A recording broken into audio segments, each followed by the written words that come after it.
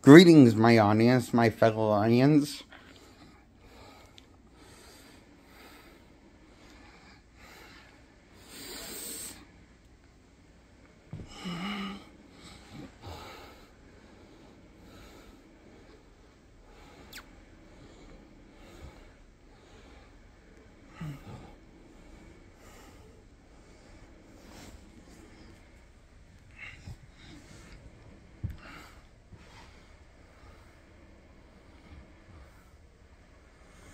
I seem to forget what I was going to talk about.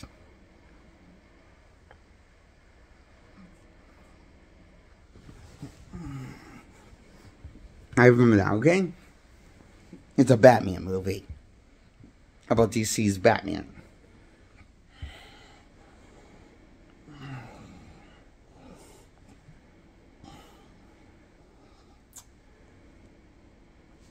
It's a bit of, my thoughts on Batman Forever. And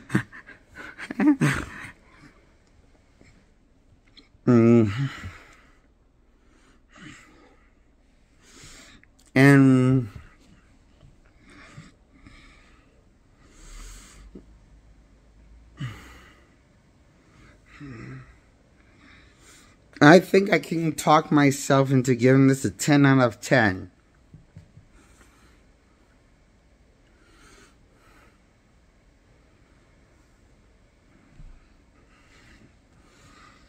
Because this bit of final screenplay of a movie,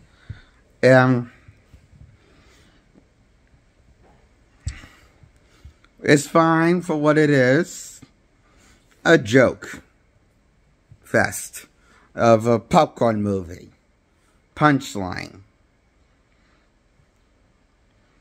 With one-dimensional joke love interest for Batman, who the psychiatrist for Batman falls for.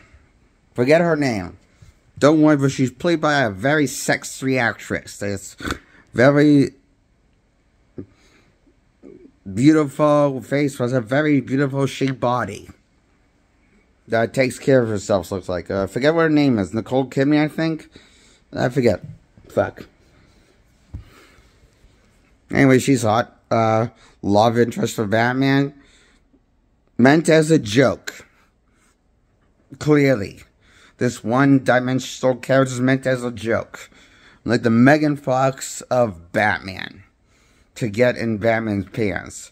But as a booty call for Batman, only become a love interest for Bruce Wayne. Who loves Bruce Wayne more than Batman. Not knowing the two people until she fucks, kisses one, both after fuck, kiss one after the other, both Batman and Bruce Wayne out the cow and the cow. Then she figures it out after kissing him. And I said, it's fine. Goofy popcorn fun. And I enjoy the joke villains, Riddler and Two-Face.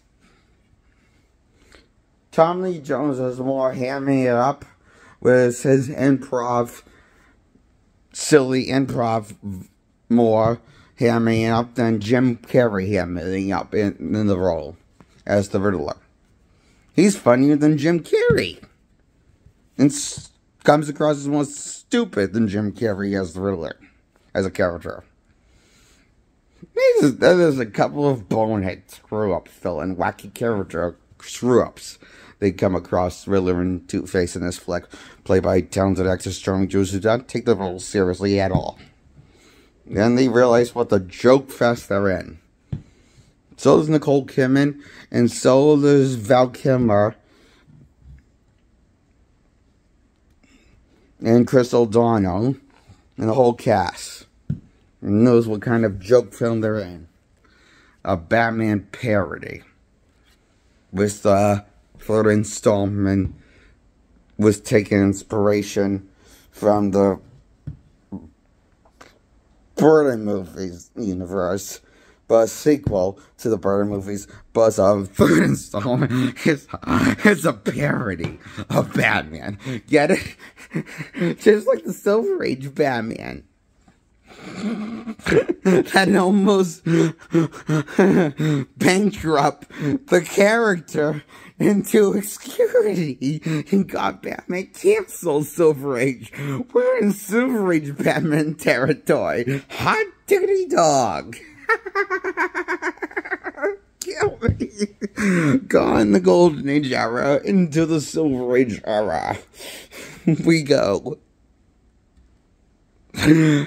That's what you see. You know, it's Batman from the 60s, Adam West show. That's what Adam West was poking fun of Silver Age Batman, making it into a comedy, while also using the villains of his Rose Guy from the Golden Age. They were making fun of Silver Age Batman. And using him to fight crime while making him into a joke. A parody of Batman. On purpose. Is what the crazies went for. They made fun of Silver Age Batman. Because they hated the Silver Age Batman. He thought it sucked and made that into a comedy that's used him to fight villains and take loose inspiration from the Silver Age era, like, ideas, and this happened from still fight villains, but making it into a comedy like the Silver Age. What's the style of the Golden Age? And I didn't idea of villains, of him fighting villains, like the Golden Age era. Batman would. So, what this Batman did with 60s era was, when you think about it, he was making fun of Golden Age and Silver Age Batman.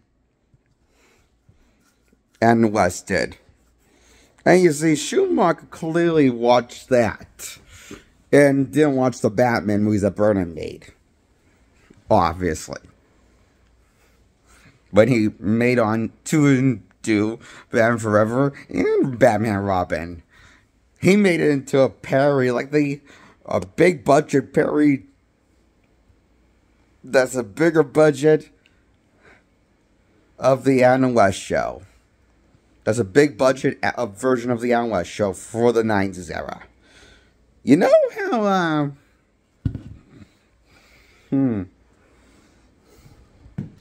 You know how, Batman couldn't make money with the first movie outing? And it bombed at the box office. The 1966 Batman movie is known for bombing at the box and losing money. Well, that's kind of what happened with Silver Age Batman again. The Schumacher took a crack at the brand. Or the 90s generation. And how did the 90s generation respond? Mixed bag.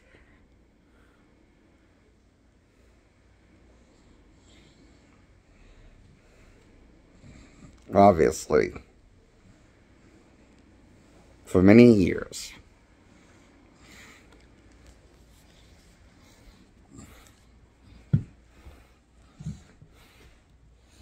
But this movie has another good thing. Tons and tons of young, attractive women starting their acting career in their breakout roles, like Drew Barrymore at her 20, when she was 20. Literally, I'm pretty sure this movie probably broke out this was probably her breakout career, I bet, for her. Her being eye candy. And looking at sexy dress for the Two-Face gang. Was another girl number 2, attractive model number 2, who I forget her actress name, but she's also attractive, besides Drew Barrymore. Drew Barrymore looks great today, I think so. I think Drew Barrymore was very stunning in this movie. This is my first thing she's ever done, next to the Charlie's Angels movies that she starred in. And my 2 favorite roles that she's been in. Which one do I like more? I don't know.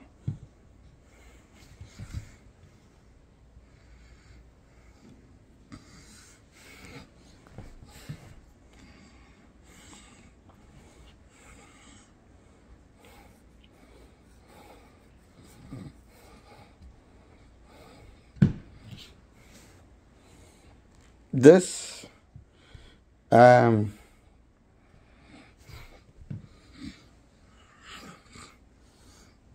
looks like a light show, visually stunning, as laser tag, brought to you by Gotham City. God, what the hell's wrong with me?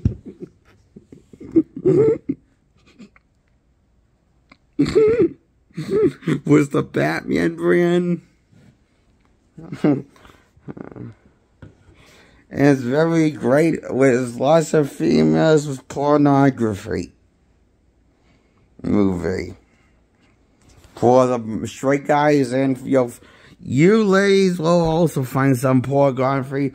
Probably enjoy with Schumacher's bat nipples and Robin nipples for Robin.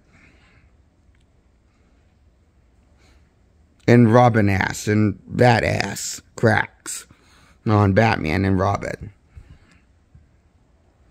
You probably can enjoy something, get some thrill out of that, ladies. So it's porn for you and porn for our straight guys. And the pornography Batman Forever comedy flick, popcorn fun. Like Batman and Robin. The sequel was Schumacher directed. As he directed and told everyone, now remember everyone, it's only a cartoon. Oh, it's a cartoon, alright. A dirty cartoon for adults, you sicko. I wouldn't say this is meant for a cartoon for kids, though. It's meant for like a dirty, filthy man. Or filthy women. Cartoon. Batman Robin and Batman Forever come across. Brought to you by Schumacher's Mind. Fuck.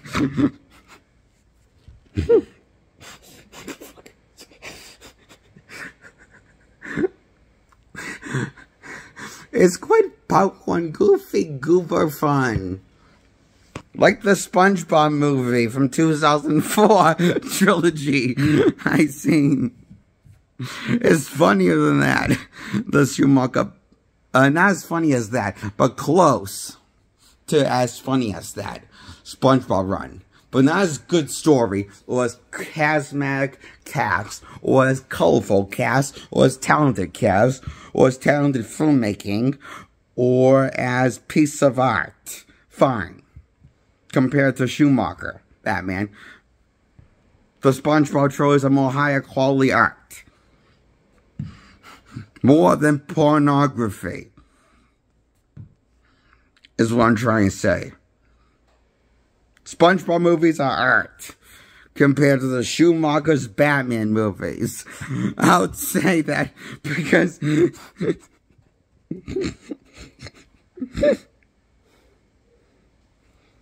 pornography is less classier than animation. Is what Schumacher's Batman Forever I learned to be. Like his sequel, Batman and Robin. Known as a toy commercial, in addition to just being a toy commercial for toys. To sell toy addicts toys. Brought to you with the Warner Bros. Batman brand. Pushed on by Warner Bros. Was Bolson so much for Schumacher. Schumacher has asked to make more toys. Toy addict. Toys. And that's how and that didn't start there with there. It started with Batman Returns and continues to they stay with Marvel Studios. Probably we can sell marketable toys with all the Marvel Studios. That's why all the Marvel Studios are filled with jokes. Bad one-liner jokes by Marvel Studios. They're forcing down the audience throat the gay jokes, the classic homosexual jokes. Oh my god, the dick jokes that Thor had was Hulk. And Ragnarok, dick joke. That he saw his Thor thought Hulk's dick. Great. I guess I'll never get that. Read my childhood heroes, you sickos! From toy commercials after short jokes just for the selling toys. Addicts, toys from Marvel. Oh.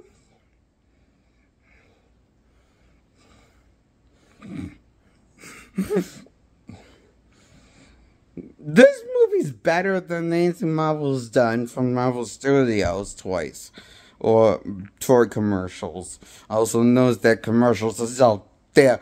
Marvel Studio toys based on that Marvel characters you can find from Toys R Us on the market.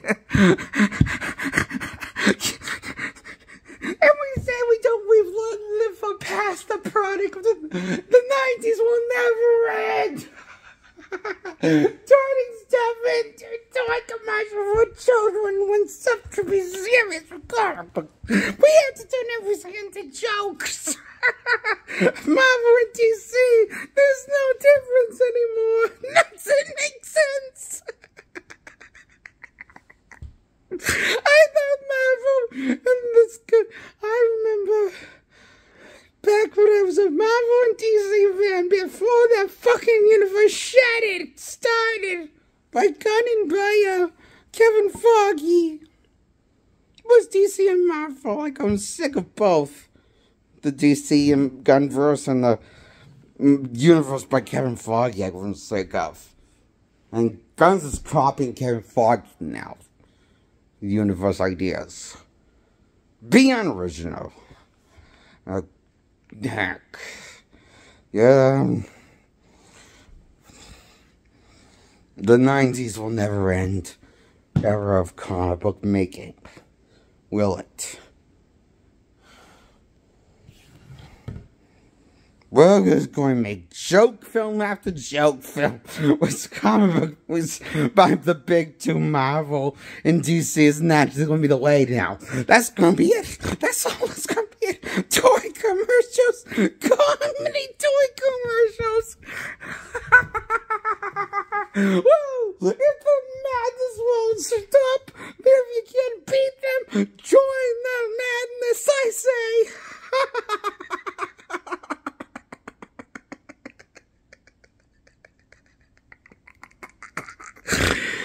I give Batman Forever 1997. The first Schumacher outing was Chris O'Donnell and Val Kilmer's Batman, the Dynamic Duo. A 10 out of 10. Forever gets a 10 out of 10.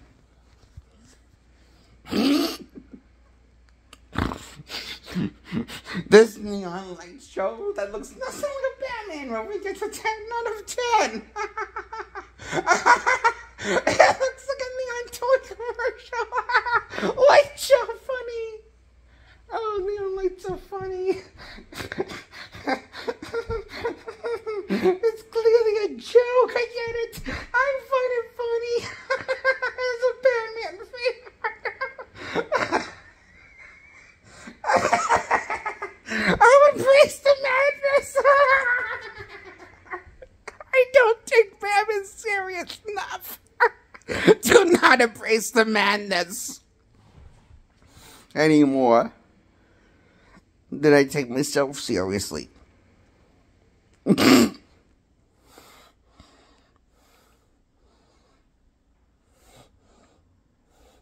That's why Batman Forever gets a 10 out of 10. It's madness on madness. Popcorn writing, fun. Buttery goodness. Salty goodness, fun. Extra butter. And popcorn. Salty goodness. Tastes like popcorn in your brain. On your brain. Whatever, like I said, I meant to say that is a metaphor to make sense how fun this movie is. Batman Forever. 10 out of 10.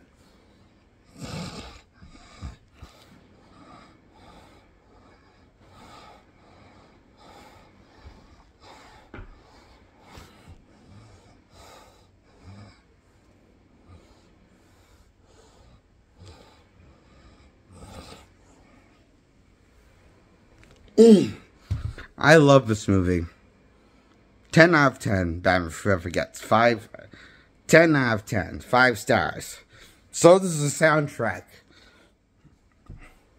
We would not have Steele's smash his song Kiss from a Rose if the Batman Forever never got made. Let that be a lesson to you, audience, you clowns who despise this movie and don't think this movie's groundbreaking and influential on art culture. Was comic book versus culture of music. We got Steele's Kiss from a Rose from this, thanks to this movie. And a top-notch soundtrack. Besides Batman becoming a punchline of a joke again. Risen from the ashes, the White Knight. For the 90s generation. Batman, the White Knight, rises again. For Batman Forever. As the Dark Knight falls. Give this a 10 out of 10, I do. Beautiful. This flick is a good comedy parody of Batman comics.